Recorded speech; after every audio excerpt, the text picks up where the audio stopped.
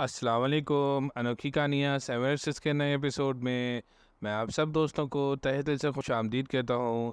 دوستوں، آج میں آپ کو ایک اور کہانی سنانے جا رہا ہوں جس کا نام ہے کاش میں پڑھ لیتا۔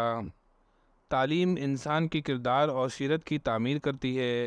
عامر کو تعلیم حاصل کرنے میں کوئی دلچسپی نہ تھی۔ 9ویں تک تو جیسے تیسے کر کے وہ پاس ہو گیا، مگر 10ویں جماعت میں اس کا دل پڑھائی سے بالکل ہٹ گیا تھا۔ تمام مضامین میں فیل ہونے کے ساتھ ساتھ اس نے پڑھائی کو بھی خیر آباد کر دیا تھا۔ کھلنڈڑے اور بیکار دوستوں میں وقت گزارنا اس کا مشغلہ بن گیا تھا۔ عامر کا تعلق خوشحال گھرانے سے تھا اور والدین کا اکلوتا بیٹا ہونے کی وجہ سے لاڈلا بھی تھا۔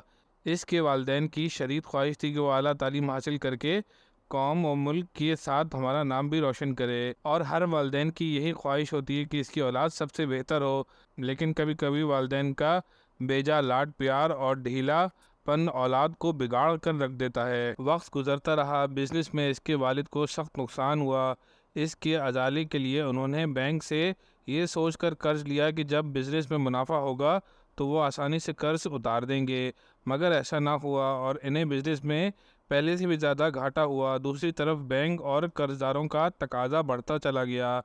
سوائے اس کے کوئی چارہ نہ تھا کہ گھر بیچ کر قرض ادا کیا جائے اور رہی صحیح عزت خراب ہونے سے بچ جائے، یا پھر کھلے عام گھر کی نیلامی یا پھر جیل کی ہوا کھائی جائے۔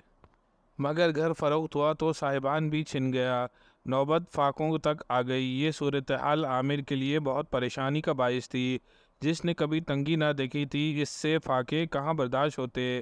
سچ کیا ہے، جو اچھے وقت کی قدر نہیں کرتا وہ ہمیشہ گھاٹے اور پچھتاوے میں ہی رہتا ہے۔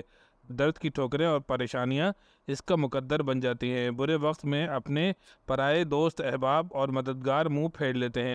عامر کے والد نے نوکری حاصل کرنے کی کوششیں شروع کر دیں اور جلدی انہیں کم تنخواہ پر ایک چھوٹی سی نوکری بھی مل گئی۔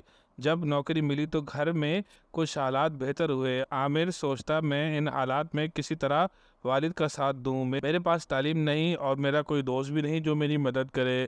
میرے دوستوں نے بھی میرا ساتھ چھوڑ دیا کیونکہ اب میری جیب خالی رہتی ہے۔ دوستوں، اب تک کے لیے اتنا ہی۔ اگر آپ کو اس کہانی کا پہلا حصہ اچھا لگا تو اس کو لائک کیجئے، شیئر کیجئے اور میرے چینل انوکھی کہانیاں 786 کو سبسکرائب کیجئے۔ السلام علیکم۔